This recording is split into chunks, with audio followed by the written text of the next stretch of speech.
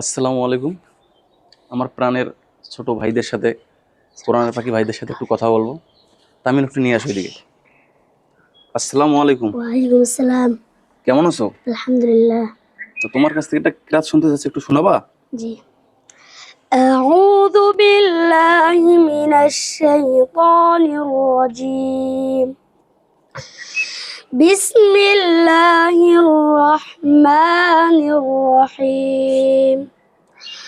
قل يا أيها الكافرون لا أعبد ما تعبدون ولا أنتم عابدون ما أعبد ولا أنا عابد ما عبدتم ولا أنتم عابدون ما أعبد لكم دينكم ولي دين.